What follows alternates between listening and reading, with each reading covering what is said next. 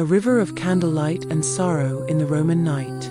On the night of April 26, 2025, I stood under the deep Roman sky, feeling as if time itself had stopped. Countless candles filled St. Peter's Square, flickering like stars, while white smoke curled around the church spires, creating a path for a soul rising to heaven.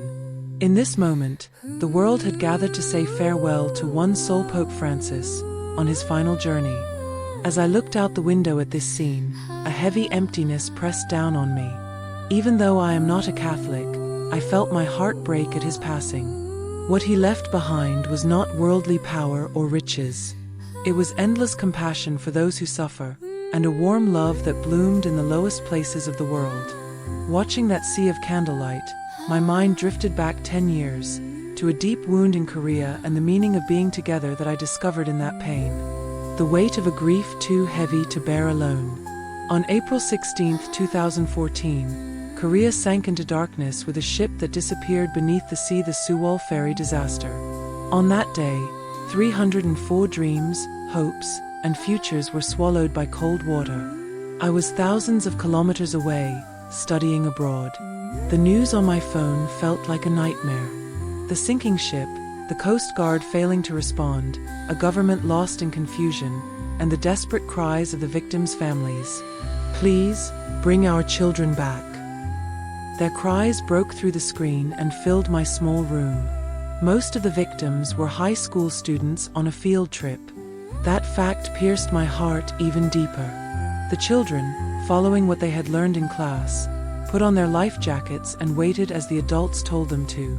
But the adults who should have protected them sank with them into the cold sea. The families stood in front of the blue house, shouting themselves hoarse, begging for their children's bodies to be found. One father went on a hunger strike for 40 days, demanding a special law. One mother clutched her child's school uniform and knocked endlessly on the steps of the National Assembly. But those in power turned away from their tears. "There's a limit to profiting from the dead," they said. "Don't politicize this." Those words were colder than knives and more bitter than salt.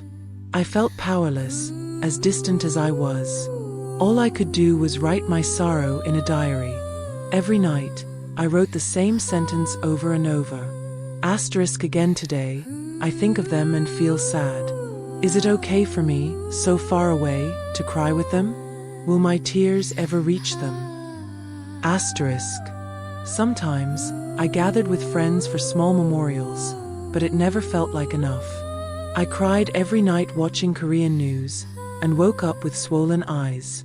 I was crushed by the helplessness of not even being able to share my grief properly.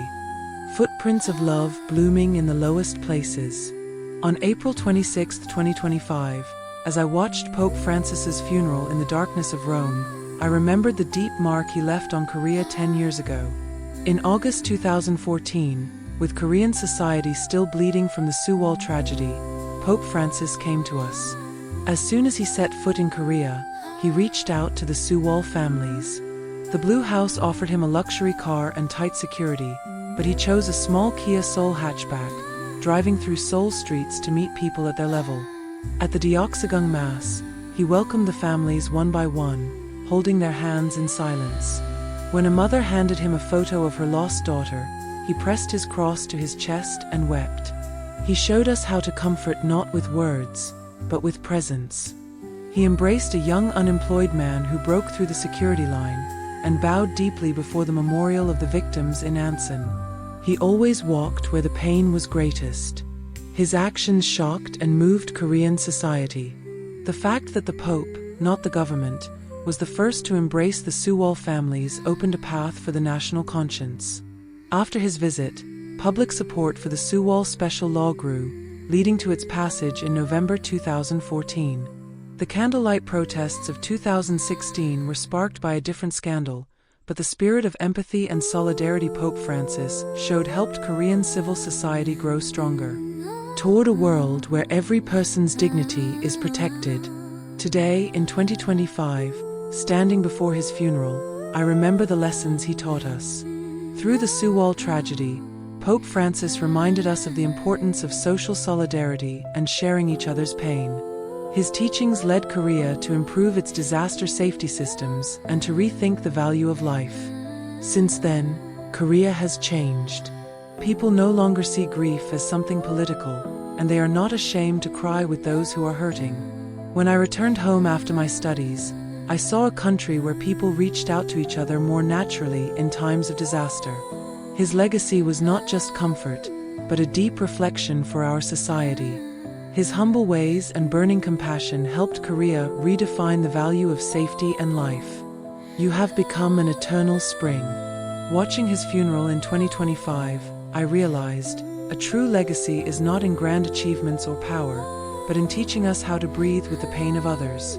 Pope Francis is gone, but his lessons are rooted deep in many hearts. For the past 10 years, Korea has never forgotten the name Sewol. We have reformed our safety systems and built a society where helping others in disaster is natural. The actions Pope Francis showed that day became a wave that moved our country. The words of a Sewol victim's family echo in my ears. The Pope did not bring our child back, but he helped the world remember them forever. Now we know how precious it is to have the right to grieve, the right to be angry, and the right to be together.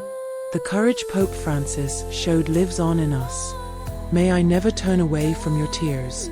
As the funeral mass ended, the church bells rang out into the Roman night. I sat by the window and wrote a small wish on a piece of paper. Asterisk, in this world you walked, may I also become a small light for someone. Asterisk. That night, I opened my diary from 10 years ago, from the Sewol tragedy. The pages were stained with tears, and my helplessness was still there. But now I know, grief becomes lighter when shared, and compassion only has meaning when turned into action. If God exists, surely he came to this world in the form of Pope Francis, wearing simple clothes without fancy decorations, quietly sitting beside the most lonely, wiping away their tears. Now we understand. True nobility is not in outward glory, but in standing by the wounded. Your legacy is not in marble statues or golden crosses, but in the countless people who listen to others' pain. Though you have left this world, the seeds of courage and compassion you planted are taking root here. Asterisk, let us weep together. Only then do we become truly human. Asterisk, this is your final sermon. May your prayer become our footsteps, your compassion our gaze. You are now an eternal light, Pope Francis.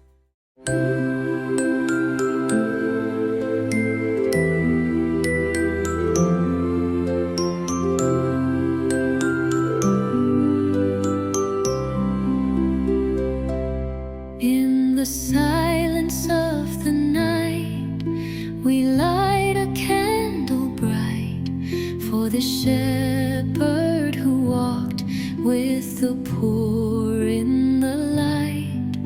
He wore no crown, no throne of gold, but love in his hands for the young and the old. Oh, Francis, heart of grace, you walked in sorrow's place. With tears you healed the broken land. Now rest in heaven's hand.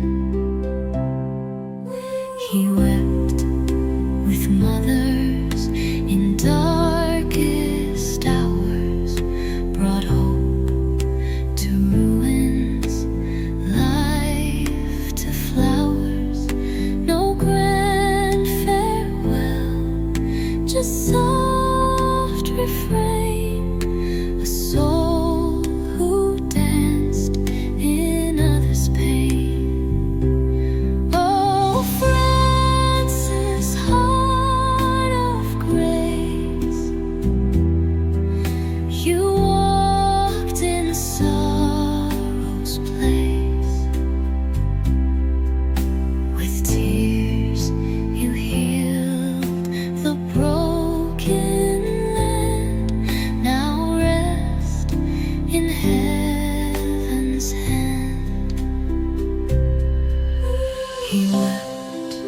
with mothers in darkest hours, brought hope to ruins, life to flowers.